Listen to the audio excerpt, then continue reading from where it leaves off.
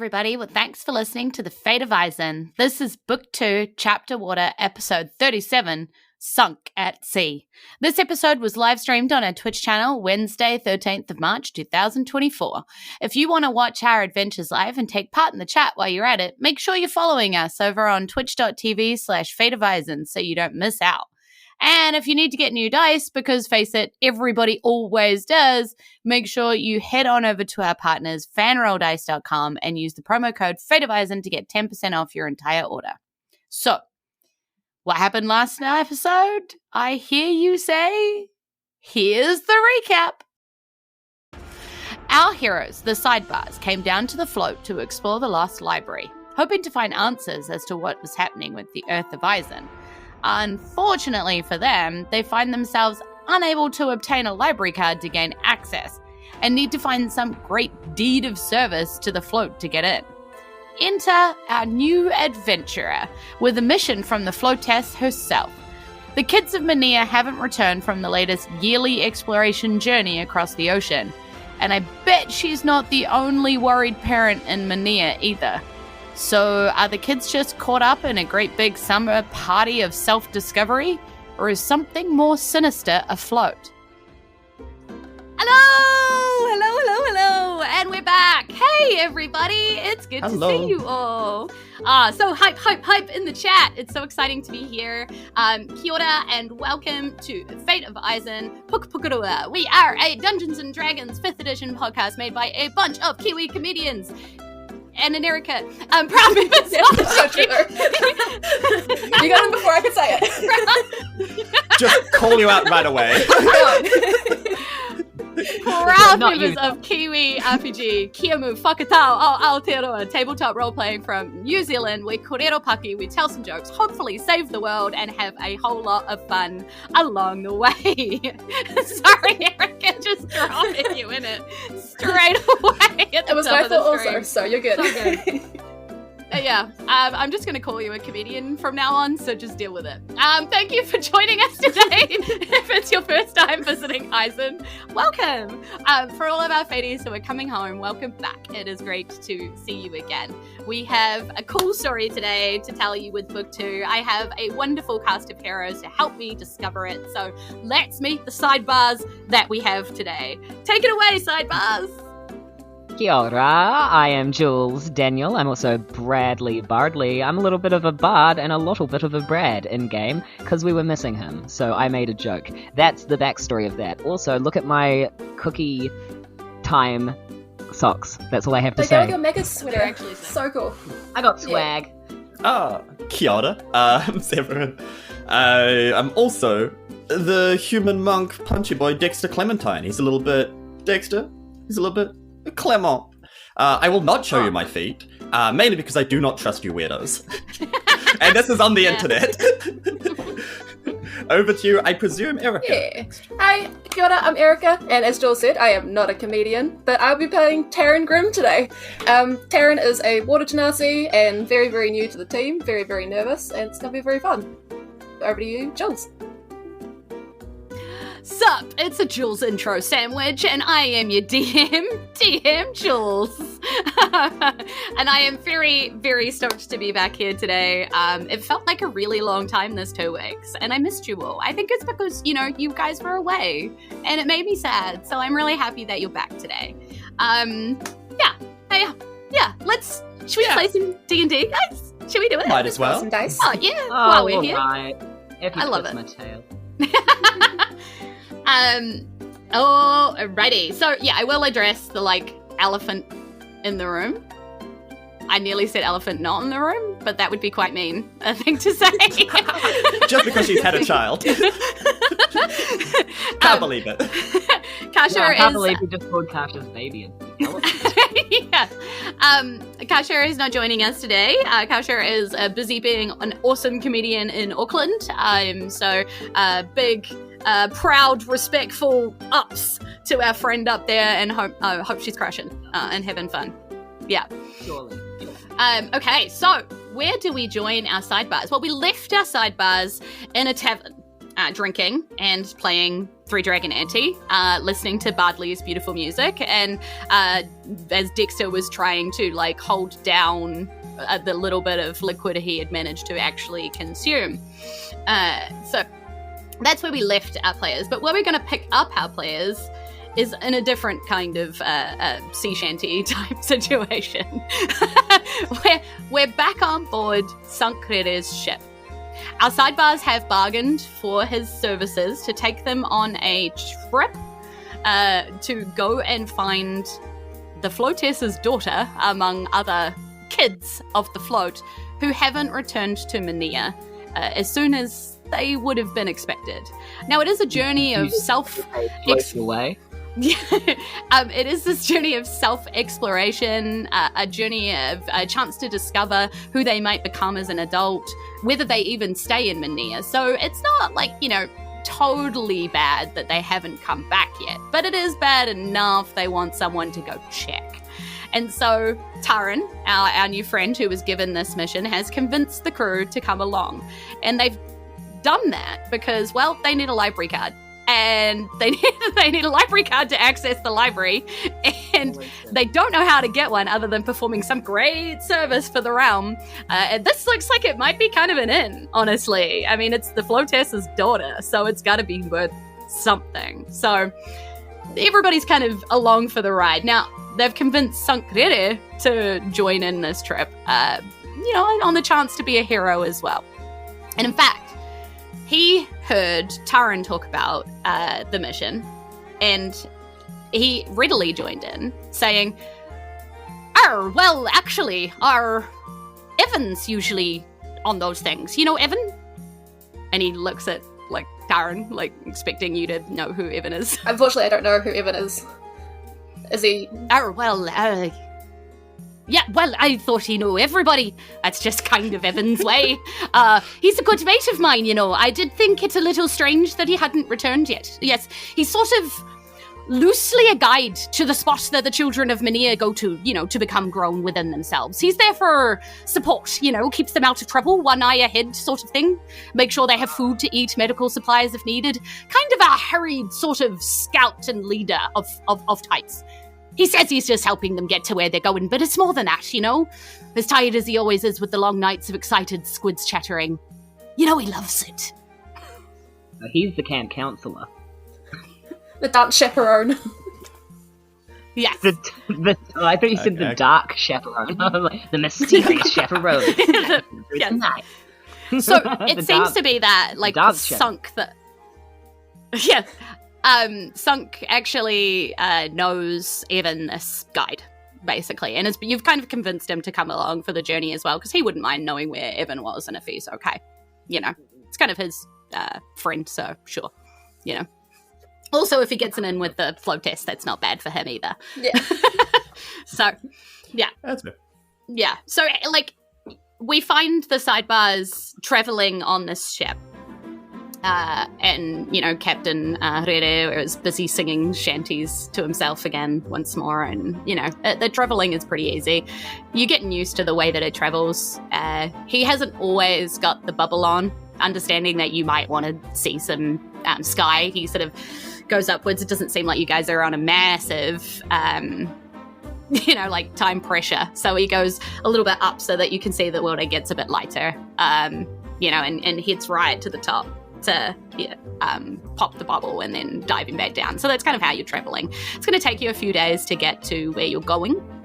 He's familiar enough with this spot to be able to easily navigate in that direction. So you've got time here to spend on the boat, doing whatever you want to do, talking to each other, finding out stuff, whatever you kind of thinking you might be doing while you travel. So do you want to tell me about what you find yourselves doing on this ship?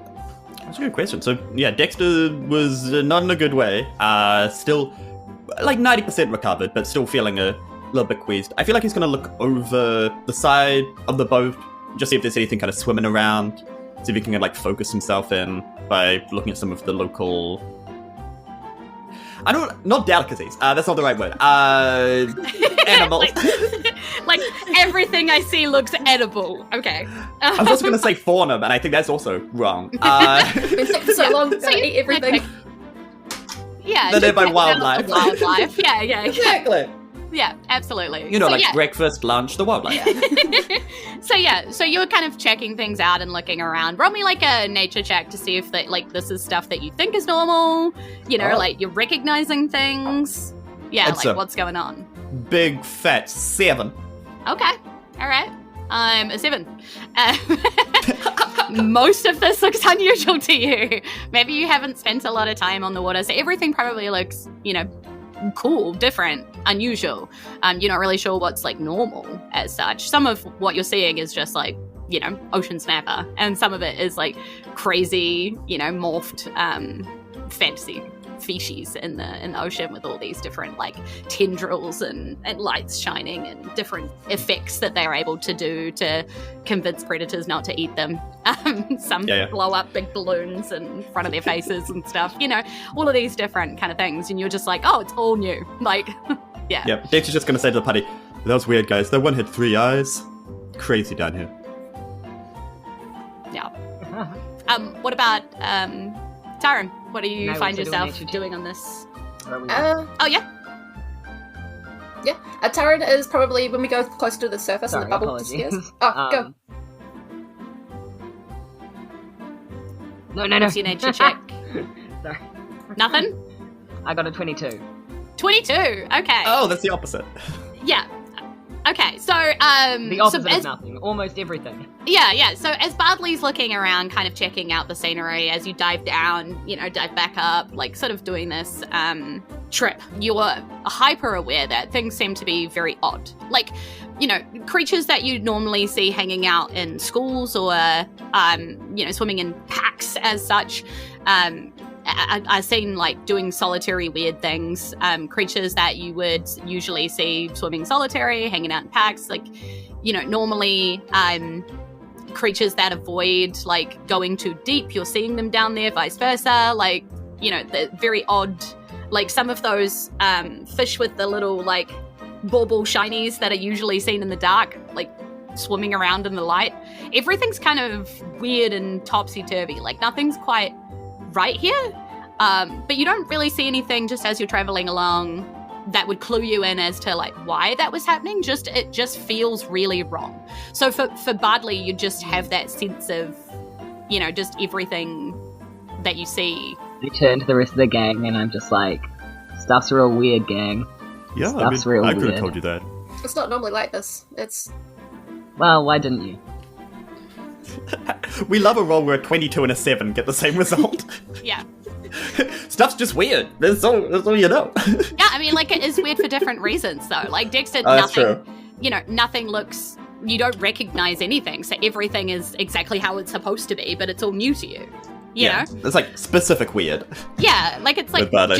just new weird, and whereas Bardley's like, no, this isn't where this fish is supposed to live. What the hell is it doing here? Like, This is weird and also not. yeah. And it probably makes you feel quite uneasy, like quite on edge, because of that sort of topsy-turvy nature of what you're seeing down here. And you can see Captain Rere also hyper-aware of it. Like he's sort of tracking all of this as well. Yeah, I mean, it's just not normal. And he will confide, like, seeing Bradley clock it too. He'll have like a chat with you about, sailors were saying that they had weird stuff like this going on, out in the ocean, but I hadn't seen any of it myself. What else were the seamen saying? What else were the seamen saying?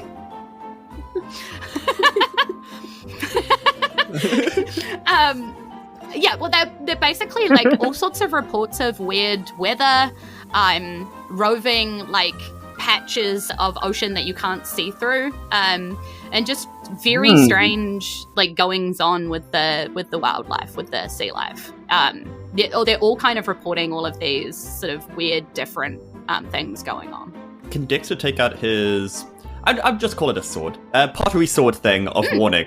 And then just kind of look at like, I mean, do you have any ideas of what's happening? Do you normally talk to your sword? Wait, you don't? No. He does, but it doesn't respond, but then he acts like it is responding. It's a whole No, like, Yeah. I no, don't like know it what's totally happening. says things. I don't think it's ever been It's- helpful. I don't think if it says things, then it's only talking about things we already know. So I don't know. I've never seen a landwalker talk to their sword before. and to Dexter, the sword's going, "Warning, we're not alone." I mean, that's In the ocean? vaguely affirming. Thank you, sword. Vaguely a threat, vaguely an affirmation. And that's when you hear like a thump crash from the like cabin area where Granny is currently, hovering around the kitchen making food, just kind of making herself useful. She doesn't really like being out on the boat with Bob. It's like too much wet for Bob, so is usually found in the cabin, kind of keeping Bob safe. But yeah, you hear this like cry and crash from the cabin. Was it like a crash, like a wood structural crash, or was it a crash like Bob just got smashed? Was it a crash like a bandicoot? Well, I mean, you could. There is a thumping noise of something hitting something, and you can go in and check it if you like. For Brad's sake, I will not recreate this thumping. I think Dexter would. He's still got pottery sword in hand and is just going to go up to the door and then just kind of like, Granny, are you okay? Are you in peril? Granny's like, no dear, but we have a stowaway. Oh, that's what they meant by not alone. What? Who meant by not alone? What are you saying? This, and Dexter just holds out a sword. It talks to me sometimes. Don't think about it. I wouldn't engage. It says to you, warning, this is a sorcerer. To you, Dexter. As you sticking the sword in the creature's face. Yeah. And all you hear is Dexter look at the sword and go, that's actually useful information for once. Thank you. I don't understand. What? Swords? They don't speak. Are you mad? Is it the illness? Is it the waters? No more mad than a sorcerer, I guess. Who's a sorcerer? Let's go now. Anyway, I've got to... Dexter's going to investigate the stowaway. Are you going to tell us that there's a sorcerer, or... Wait, is that... Dexter said that out loud. He's like, no more mad than like a sorcerer would be. Anyway. But yeah, but that doesn't... No. Or a bard. It's about as helpful as the sword is, so that's about right for Dexter. I feel like the sword and Dexter go quite well together. Hell yeah, we're both obscure. So as you walk into this cabin area where Granny is busy cooking away and stuff, you see a familiar to Taryn figure, and familiar to the rest of the crew if they vaguely remember her. Gloria Crustashorn seems to have hidden herself away on the ship. I don't know how you didn't notice the giant twisting shell, but she tucked herself all up inside it and then sort of kind of tried to gently announce herself to Granny and scared the crap out of Granny. Did Dexter briefly meet this person? Was this the person that was like, land dwellers, oh my god? Yes, correct. Very, yeah. And actually, Gloria was briefly seen at the Floatess's palace, but not for long, and didn't really say anything or make any kind of impact. But Taryn, you would have seen this creature there in the room with the Floatess. Yeah. Yeah, Dexter's like, oh, hey, it's you again. What are you doing in here? So Gloria Crustashorn, last time you saw her, was definitely enamored of land dwellers, and wanted to ask you guys all the questions, but then was gone when you woke up. Yeah. Left a note to say that she'd be back, but I don't know that you guys actually... Ain't that just the way? Yeah. Yeah. Nah, Dexter's been too sick to read. Yeah, Dexter just kind of like, oh, sorry, I simply cannot read your note. I'm too sick. An illness has taken me. One of illiteracy. So Dexter, if we can put this back into the session somehow. Just gotta, what are you doing here? Why did you stow away? You could have just come with us. Could you not have come with us? I didn't know how to ask. So you hid in... Was that the oven? It couldn't have been comfortable in there. Well, it was getting quite hot. Is the oven now wet? Yeah, just salt water dripping out of the oven. We're oh god dang it. Yep.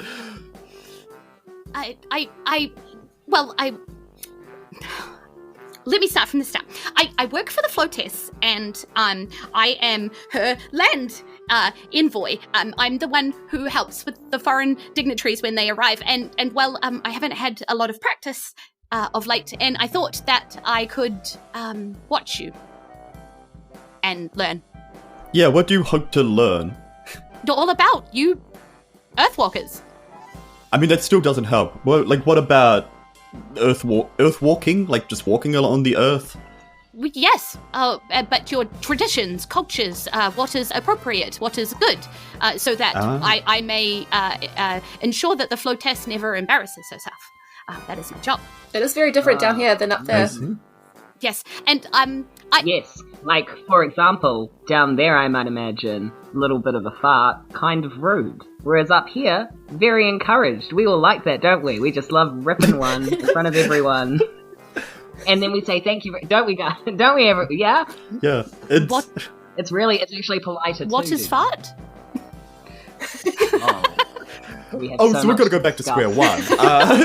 We got to go back to square one. I offer my services also. The Floatess released me to assist, and I am well versed in all of the customs and practices and traditions of the float, and could be of use to you in situations.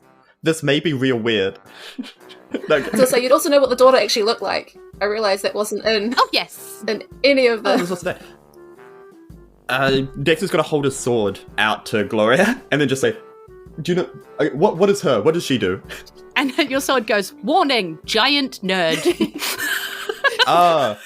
My sword called you a giant nerd. I don't know how those. That would be quite accurate. Those are the skills that you study. have? Yes.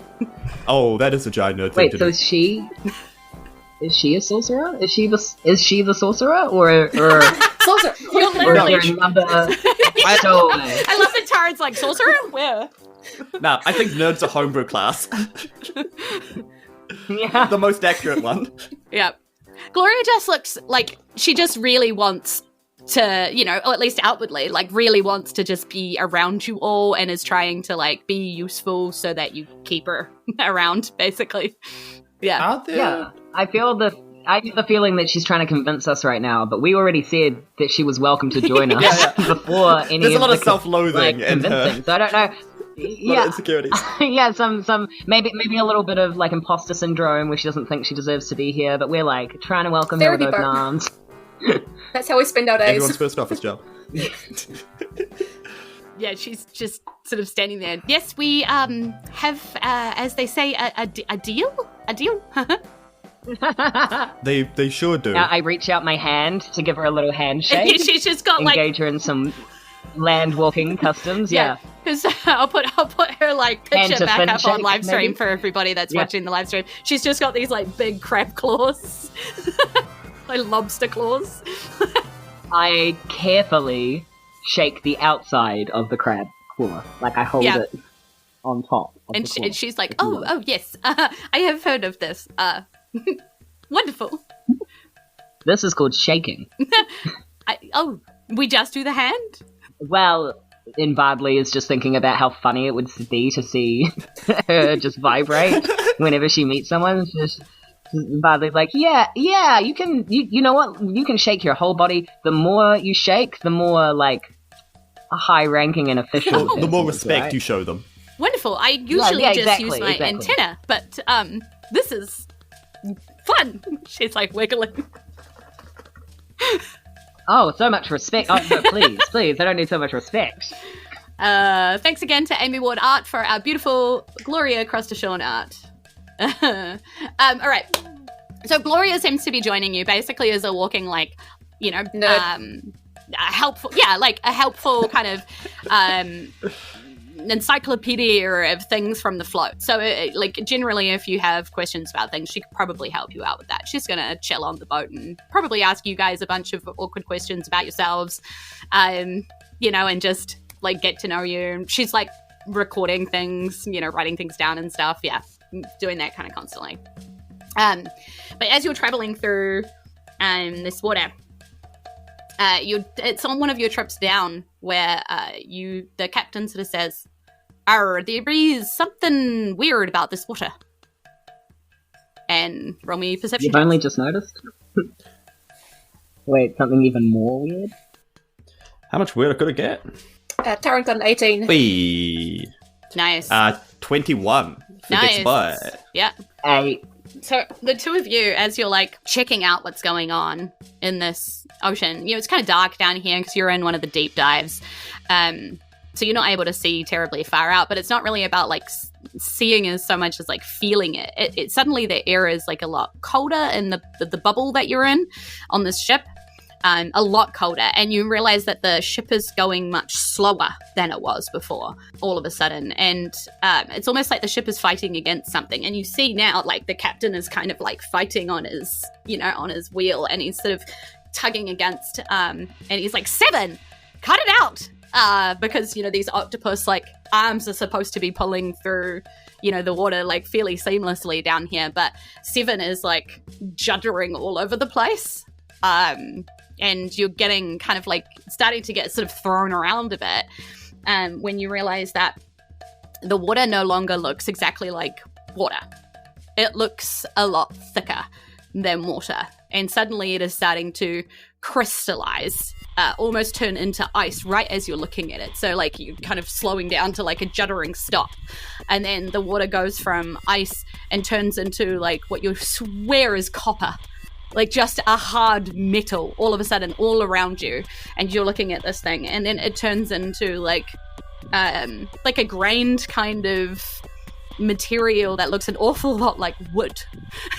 You're just like surrounded and grabbed by this, and you can hear like these keening noises, and you've never heard them before, but that like captain is like, Seven, are you okay? Because like the octopus arms are stuck in this like whatever material this is, but it keeps warping and changing in and amongst what is happening. Suddenly it looks like ice cream, suddenly it looks like lava, and you hear the biggest sort of keening scream from Seven, and you smell like the singeing of the boat, and then it's like changing again. Like what do you do as this is happening? Like your bubble still kind of seems to be formed around, so you can see this happening, and it's forming around the air bubble, so it's not damaging the air bubble, but like yeah. So it's not like we're going through different layers of this. It's just the water is suddenly ice, and then copper, and then wood. Yeah, and it just seems to keep changing through all of these different like substances, textures, materials, and suddenly it's wool. Like it's just constantly changing. Is it not actually impacting our ability to move through the water, or is that what you're suggesting by the keening sound? Is that like slowing us down? Yeah, so when it's like turning into something that's quite solid, like stone or wood or anything like that, it's definitely stopping you. When it's turning into like a gluggier kind of substance, you're able to sort of move again, but then you're like trapped again. So it's kind of always changing. There's definitely a moment where it actually feels like you're surrounded by air, and the boat begins to plummet before it's like grabbed again by something else. And we can't see any, like, end to it from where we are. Well, not currently. Yeah. Could I do an Arcana check, I think? Yeah. That is 14. So, with a 14, I'll say that everything that you're seeing about what is happening is reminding you of just, like, transmutation-type energy of spells. Like, it's like literally a substance is being turned into another substance, and it's very much registering as magical, as just this...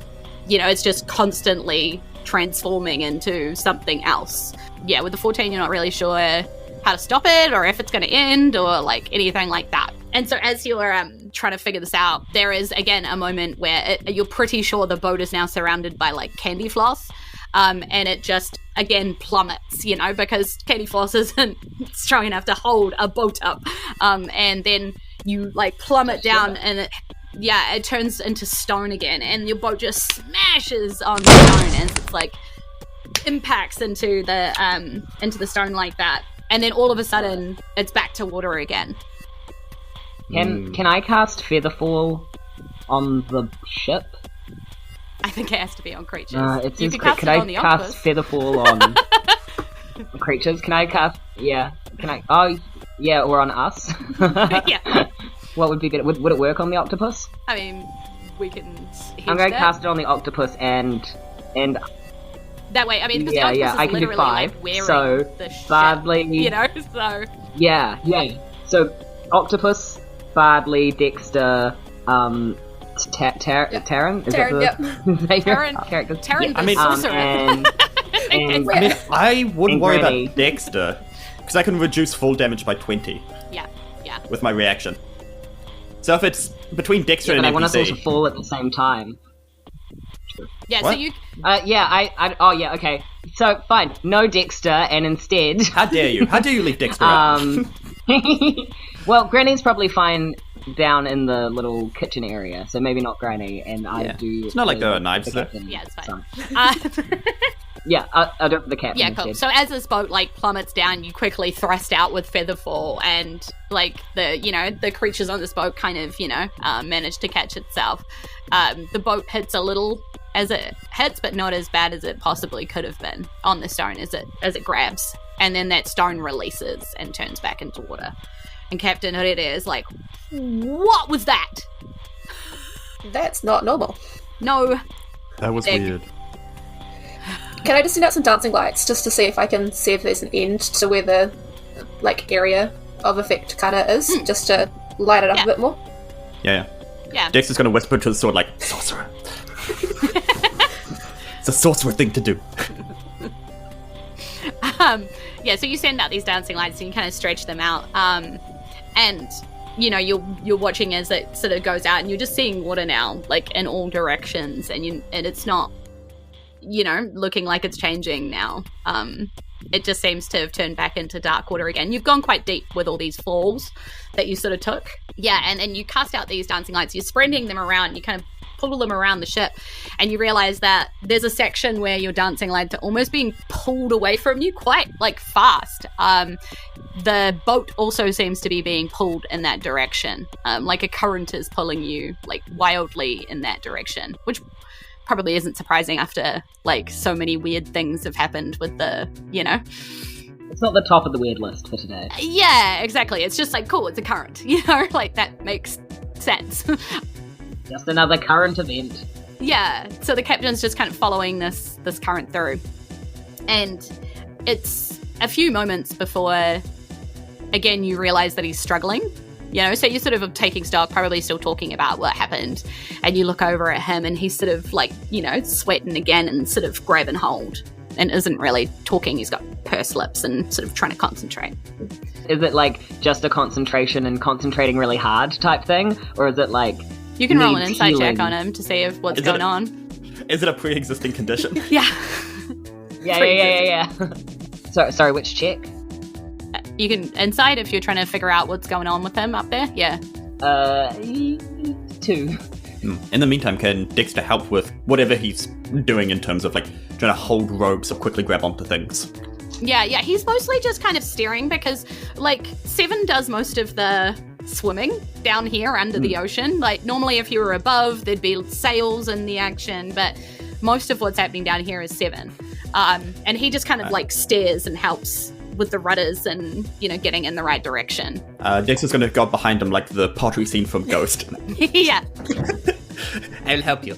Yeah, he looks at you and nods, and as you take this wheel, you realize, his whole muscles are, so tense because he's really fighting to hang on to the wheel in this current here. And so you take that strain with him, and now you're holy crap, you can feel how hard the wheel is fighting him. Yeah, so roll me a athletics check to hang on to this wheel with him. Now, could it be acrobatics? Because please. No. It's You love it when I It's say still no.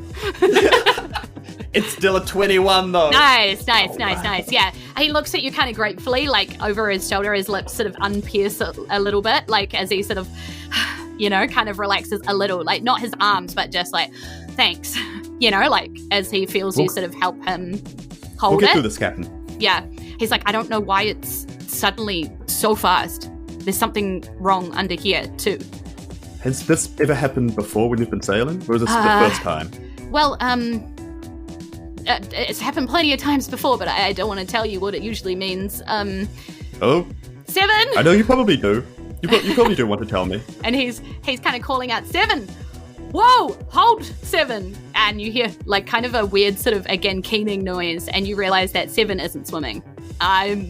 Severin is trying not to swim, and he's like, yeah, okay, Well, we're being dragged. hold on. Okay. And right as that happens, again, you are dragged over kind of a lip, and you feel like the front of the ship sort of hit something and start to go down. And you realize, even through the darkness, because most of you have got some kind of dark vision, you can make out now that there does seem to be an edge to this water, which is very strange, being that you are so far under the water.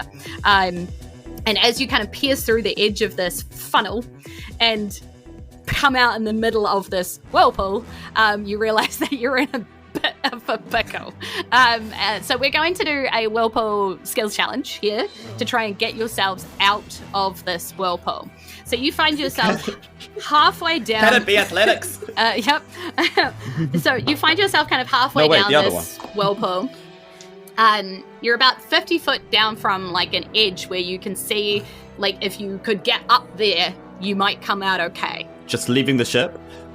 Well, presumably with the ship. Yeah, that's a hope. Yeah, presumably. And so this boat can go about 20 feet with 7 a turn, and can go about 25 if you guys help with the oars, like putting oars in and pulling. You know what I mean? So that's a thing that you have at your disposal. So you can potentially get up to 25 foot in a turn towards the 50-foot lip that you need to get through, if that makes sense. Following me so far? Yes.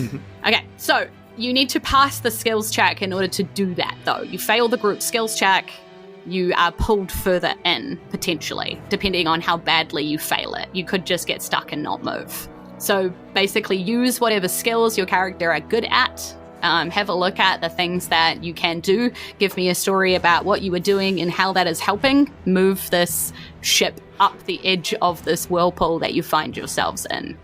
Captain and Seven will be trying to help. Presumably easier to lift ourselves up while we're feather falling, right? Yeah, you've still got feather fall on. Yep. Dexter's going to try to acrobatically Yes. put one of the oars in, flip on his back, and use his legs to...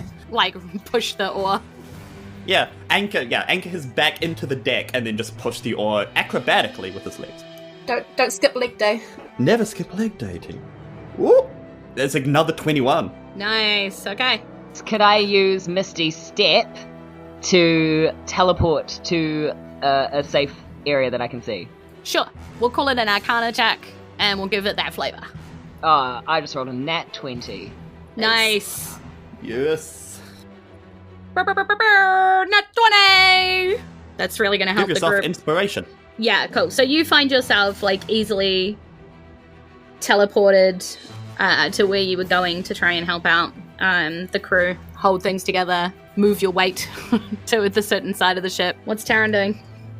Would you allow destroy water to destroy part of the whirlpool to throw off the whirlpool? Yep, I would Throw it off its rhythm. I would do a nature check for that, because we've already had an Arcana check this round. Hey, dirty 20. Nice. Crushing. Hey listeners. Imagine having like spell slots you can use for things. Hey, what a time. That's right. Like, well, you guys are rolling. I told you it was a skills check, and you're like, can I use this spell? And I'm like, it's a skills I check. have a free action on that spell, so we good.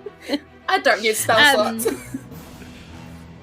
Okay, so you guys meet the average easily, because Captain Rere rolls a 16 to with his proficiency with water vehicles, and Yeah, that's my boy right there.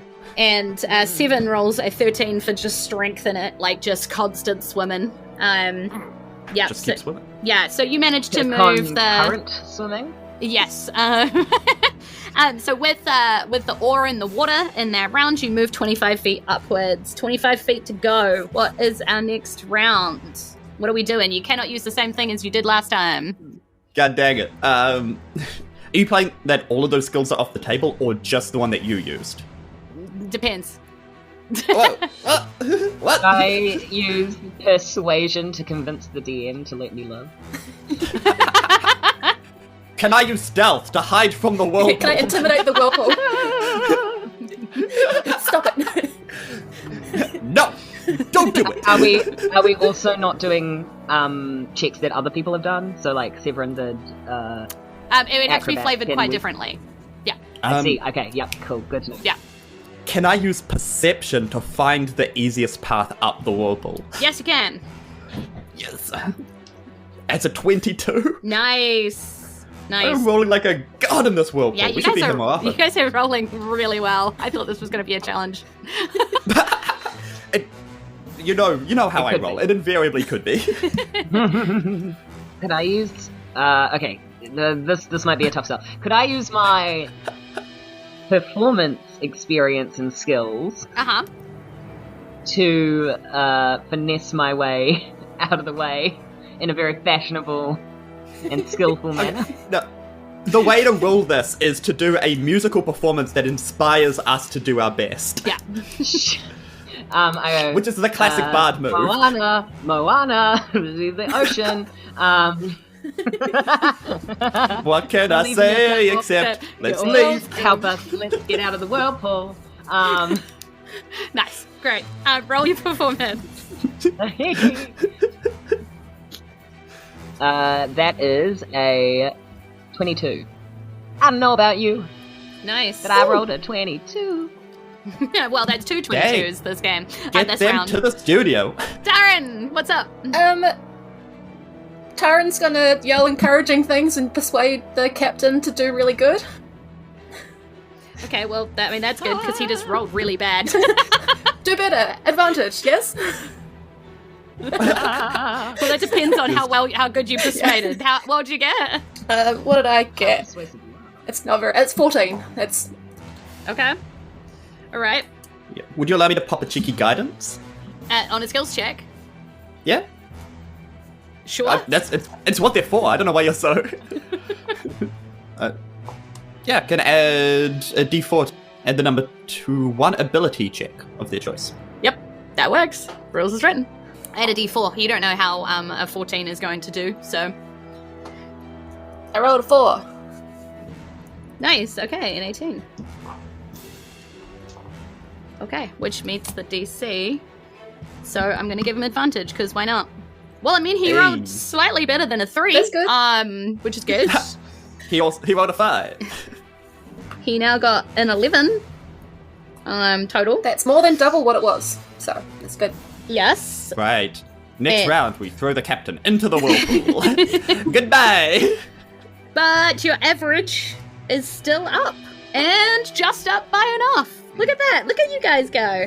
25 foot on the edge of a whirlpool. Hell yeah. Yeah. This will play nothing. Yeah, so as you kind of pull yourselves up onto this edge of whatever this is, and you see, like, the water behaving really strangely out further, it's just not as, like, aggressively whirling. It seems to be, like, ebbing away, and so you just came out right in the wrong place as, like, the water was refilling from all the candy floss and stone and, you know, the weird stuff that was happening. And it's just kind of resetting. And you kind of planing upwards, and then the water just sort of pours down over you, and the bubble comes back up as he pulls the lever, pulls the bubble back over the top of the wall, and the water sort of pulls over the top, and you find yourselves back floating in the depths of the ocean again. This time, as you're looking around you, you now see small moving shapes in the depths. These like tiny, small, dark shapes all swimming at force towards you all. Can Dexter ask his sword, what are those? He goes, warning, fish. Helpful. We're in the middle of an ocean. Why are you telling me that they're fish? And he's like, fish with teeth? Oh, toothfish. Toothfish. They sound Piranhas. aggressive. Yeah. Ooh. Perhaps. Gosh, can I just cast a spell and start a fight? Let's go. I'll send out dancing lights so you can see it better too. Yeah, you can Yeah, kind of poke your hand out. Like, the bubble's sort of good one way, so you can kind of poke your hand out the bubble and, like, cast a spell. Yeah. If you cast a spell on this side Yeah. of the bubble, it wouldn't get out, Gotcha. you know? Yeah. But, Okay, yeah. I want to reach my hand through and do a little thunderclap at them. Hopefully before Yeah, they're go. within range of my hand. Before they can eat Yeah, it. yeah. So as they're getting closer, because Thunderclap's what, like 15 feet or something? 30... 30 Oh, feet, no, okay. 100 feet. 100. No, that's, oh yeah, so that's the, No, range 5 feet. Can be heard up to 100 feet. Okay. yeah. Yeah. So It they'll have alerts to be, everyone. They'll have to be pretty close I remember thinking Thunderclap is pretty close. They have to be pretty close to the ship to be able to do that. But yeah, so as they get closer, you see these things, right? They look like little, tiny little bundles of fish, like almost little like puffy balls of fish with tiny little tails, but then their mouths are just as big as like the ball of them, and so they just come in and they're like just all teeth coming at you. But it's not the strangest thing about these things. These things seem to be coated with like a black goo, with these like white spots that are like boiling and like almost like pussing up, but they're not like yellowy or greeny. It's all like white, like whitey grey sort of broken skin on these little black balls of teethy fish, and they just are throwing themselves. So they see the thunderclap, right, and it scatters a bunch of them. Give me the damage for that. Also, while we're casting things, there's something Dexter would like to do. Yeah, absolutely. For everybody playing along at home, these are swarms of quippers, but they are corrupted quippers. Oh. Nasty. Yeah. Something has happened to these poor fishies. These corrupted quippers. Yeah, so what are you casting, Dexter? Dexter's gonna pop his hand, seeing Bradley gonna pop their hand out of the bubble, and it's gonna cast Frostbite at the closest one. Nice. Which is a DC 12 Constitution saving throw. Okay. Ooh, nice. Okay, they have a -1 in their Constitution, but I rolled a 17. How does a 16 sound? That's not nice. Why would you say that? I'm sorry about that. That succeeds. So they're taking nothing. Okay. And how much damage did they take from the thunderclap? You have to do a Constitution saving roll. Oh, that one I rolled much worse on. I only got a 6. Aye. Well, then it fails. But it's for each creature, right? Each creature within 5 feet? Yeah. That's how a swarm works. Okay, good. Yeah, no, just checking in. Great. So then I will...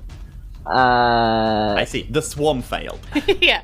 So, that is 5 thunderclap damage. Nice. What level? Wait, what level am I? We're still level 4, so it should be the base normal damage. Base damage. Yeah. Next level is the power spike. Dexter gets an extra attack. More damage on the cantrip. Stop counting your chickens before they hatch. That's true. He may die. This has happened. Level 5 finished. He's been close to death like 3 times this campaign. Is Taryn doing anything as she sees these two leap into action? Seeing them cast spells outside, she is going to cast magic missile towards the shapes. Okay, controversial magic missile take. Is it the amount of d4s for the amount of missiles, or 1d4 for all of the missiles? Because I have debated this with people. How would you roll a DM, Jules? More dice is fun. That is true. It's one of those things. Rules as written, I think it's 1 dice, and that's for all of the missiles, but just rolling a bunch of d4s is one of life's few pleasures. My controversial take is more dice, more fun. Yeah. Yeah. That's why you crit, you double dice. Yeah. Yeah. I always roll more dice, even though the math sometimes isn't in your favour, but, you know. Definitely not. Yeah. Right. I'm going to direct it all... Oh, it's all going to the swarm, right? It's not just individual, or is that how you're rolling this? Yeah, there is more than one swarm, because there just is. Okay. There's like a flood of these things coming your way, but we'll say for ease sake, there is one swarm that is closer than the others as they're throwing themselves at this ship. Well, that's 12 for that one. Others? 12 for whichever one you cool. deem to be the swarm. Yeah, so you kind of see, like, you know, as you're sort of all sticking your hands out simultaneously, firing out of the side of the ship as these little black bundles of teeth come flying, swimming towards you, you see a bunch of them kind of drop as your spells, like, hit them, take effect, do all of that kind of stuff under the water. There is still a bunch of them coming at you, but, like, as you pull your hands in, you see them just, like, throw themselves, like, against the boat or just completely pass the boat on by. It's like you were just in the way, not necessarily that they were, like, coming at you. You know, like, it's this very sort of active, just like... I saw spiky, scary teeth, and I just reacted. I profiled them. I'm sorry. That's on me. Wait, yeah, did we do the thing of, like, somebody was waving and we thought they were waving at us, but it was someone behind us? Yeah, pretty much. Did we do that faux pas? Yeah. Is that what you're telling me, Jules? But you do see some of these things just come, just absolutely hoofing in and just smash themselves on the side of the boat and then just fall. These things don't seem to be, again, it's so obvious they don't seem to be in... They don't seem to be in full control of themselves. And you look behind them as it occurs to you, like if they're just running What are they? in your direction, what are they What are they running running from? And There's always a bigger fish.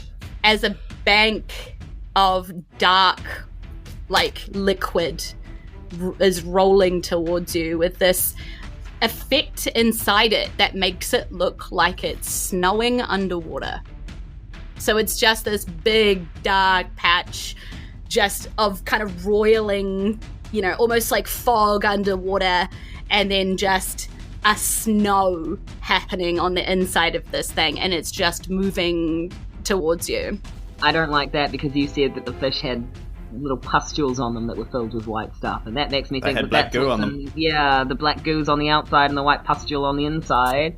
Yep. I don't want it. And Can as we you- turn around? Yeah, Can we as go you home, are all actually? like, can we turn this thing around? The whirlpool's not sounding so bad. Yeah, the fog starts roiling in, and you start seeing like the boat itself get hit by these little tiny snow things, and just the wood sort of almost char and curl upwards. And that's where we're going to leave things tonight. No. As we yes. No! As the ocean turns awful under the water, we leave our sidebars Sorry, for under the the sea. evening. Everything's not Under better the down where it's sea. wetter. It's not better.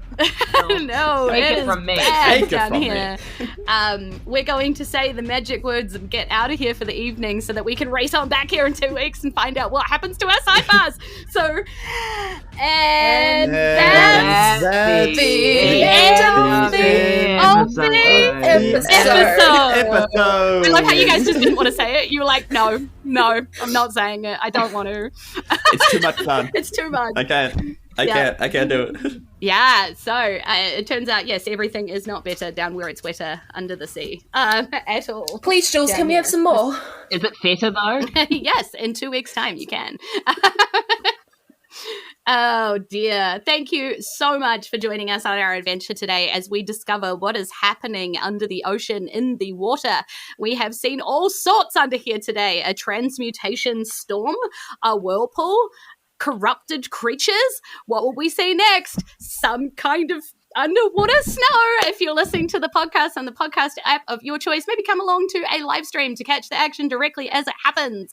We stream every second Wednesday at 7:30 p.m. NZDT, and we would love to see you there. Many amazing people are involved. You specifically. Yes. Many amazing people are involved with the production of this podcast, and I am incredibly grateful for their hard work and dedication every single episode. So I want to give a big shout out to my partner in crime, Brad Zimmerman, editor of the polished episodes you hear, responsible for the design of World of Isen in Book 1, and just all-round fabulous guy who just fought a massive battle for his own personal house, and we're just really proud of him over in the Fate of Isen Discord. He did good. His own personal house. Yes. ND12 creator. Yeah. Oh yeah, and D12 creator, because downtime is a thing apparently. It's He's just crazy, talented, and cool. exactly. Thanks to Amy Wood Art, our glitteriest moderator, keeping our live streams chat a wholesome and hilarious place to be, and making our artwork just so much more fabulous. Just an amazing. You may have seen Taryn's art pop back up in the stream art that's rotating, so you can see the finished artwork with the cool watercolor background. It's so good. Now, Thank you, Amy. Very, very cool. Thank you to Haunted Sandwich for the character art that they designed for our original sidebars, and to Aiden Messer Photography for capturing our players in real life. We want to do it again. We are proud members of Kiwi RPG, and we encourage you to visit their website to find other Kiwi creators that you need to know about. We also encourage you right now to go check out the Yes and charity live stream. Just this weekend, they're going to be having a huge live announcement telling you all about what the charity event is going to be this time, and maybe even revealing the secret on who their charity we're supporting is going to be this year. Very, very exciting. And, of course, this podcast wouldn't be able to keep going without our patrons who keep the lights on in Isen HQ and make the Fate of Isen Discord a delightful home on the internet. We're very grateful for your support. So, thank you again to Alex White Robinson, Irene Cucci, Laura Christine Goodwin, Sam Malcolm, Kay, Victoria and Gavin Porter, Daniel Nichols, Violet, Squish the Guy Doesn't Talk in an Audio Only Podcast, Alex Ranger, Lick Kites, Andrew Evans, Kay Fox, Jared from Indie Film Review, Podcast Ezekiel, Tara Borelli, The Gamatron, Christian H, Samsara, Disturbed One, NZ, sometimes Marlock, occasionally Dinglefloof, but always the human servant of the real life win of the Forgotten, Lyndon Hood, come on, you Nicks! Erika Jayne, Steffi James is awesome, Penny D from The Terrible Adventures of Janet Smith, the Patch McCartney Podcast, Aaron Gilgren, Robin McLean, Moji, Torji Barkai, Daniel, the Tea Lady, Lady of the Tea, and Liz from Movie Reviews 20 Years. Steve? Yeah, Jules. Up the next. Let's go, boys. Yeah. Let's go, lads. That is Tom. Tom likes to change his Patreon name to be whatever he wants me to say at the time. So that is very fun. Of course, come on the next. And obviously, you too could be a fadie for as little as $2 a month, join the exclusive Discord, become one of the many fans I now consider friends, and have your name in that there list. It's a pretty cool thing. Before I go, I wanted to remind you that if you have a hankering for more dice in your life, head over to our partners, fanrolldice.com, and use the promo code FADEISEN for 10% off your entire order. And I have not forgotten about the most important people that literally this podcast would not exist without, because it would just be me doing this for an hour. That would be great too. He simply hasn't forgotten. I'm going to hand it over to my amazing players to tell you about where you can find them on the socials. So talk about where they can find you on the socials. In your home. Kia ora, buddy. Severin. You can find me. I was like, hang on, you're not even supposed to be first. Are we doing this in order as well? Yes! We do all of them in order, Severin. Over to you, JD. I cannot be contained. Now, I'm glad I haven't been forgetted. Who am I? I'm Jules Daniel. You can find me over on Instagram under Jules Daniel and on TikTok under Jules Daniel NZ, and then maybe also I'm on YouTube under something. I'll provide that link in a different point, probably. Yeah, but that's me. Now you can go, Severin. I'm sorry I forgot about the order. You can find me, Severin Gourley Comedy Person like on we're Facebook. a corporation, the order. Exactly. I broke the order of things, and now everything's gone wrong. Yeah, Severin Gourley Comedy order Person. Of comedians are coming after you. God damn it! Can I get this JD in my headphones? Severin Gourley, comedy person for the third time on Facebook. Severin Comedy Boy on TikTok. I have now posted a total of 2 TikToks. It's blowing up. So come and follow me on there. I'm following. I'll say, legitimately, it might just be weird, like, instrumental piano covers of things. That's probably just... That's what I enjoy doing. That's, like, the fun thing. I might change my name on there, so stay tuned. But, yeah, go drop a cheeky follow. Erika, over to you, because we're going in order, apparently. Yeah, for order. Hi, I'm Erika. I'm over on Instagram under Ericano Jayne, or I have a sort of cosplay thing that I kind of half do, which is Aurora Knight _cosplay. I haven't posted in a while, but I'm hoping that Armageddon will be great fun for that. Over to you, Jules. Thank you. And I realized I forgot to send Amy my links because I'm an awesome person. So I was totally not stalling at all while I tried to send Amy a link. This is not me stalling. This is my normal voice. Doesn't really matter. Anyway, but hi, I'm DM Jules.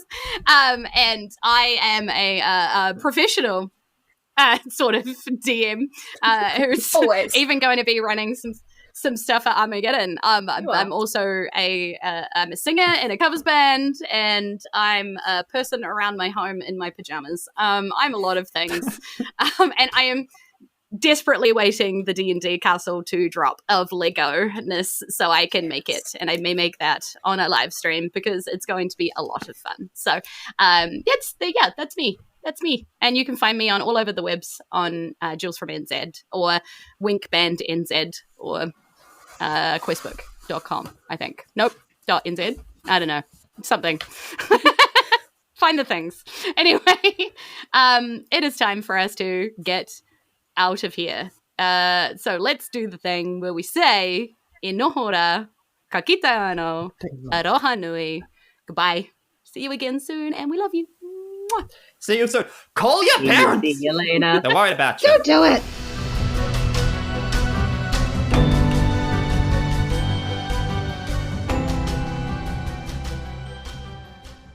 Oh, wowzers! There is something very, very, very, very wrong in the seas surrounding Isen. From transmutational storms to whirlpools to crazy corrupted quippers. What will our heroes face next under the water? Can Captain Rere and Severin steer the ship so the sidebars aren't completely sunk? And will they ever be able to find the Floatess's daughter and Evans, the scout and leader, alive? Tune in next episode. Streaming live on Twitch next Wednesday, 27th of March 2024 at 7:30 p.m. NZDT to hear what happens next. That's it for this episode. Don't forget to review us on Apple Podcasts or wherever you're listening to this, or just share us with a friend. You know you have a friend that you haven't shared it with. Go on. You can do it. I believe in you. You can also follow us on social media. Those are all at Fate of Isen, which is pretty sweet and nice and handy to remember. Or become a patron at patreon.com/Fate of Isen, where for as little as $2 New Zealand a month, $2, you can support the show.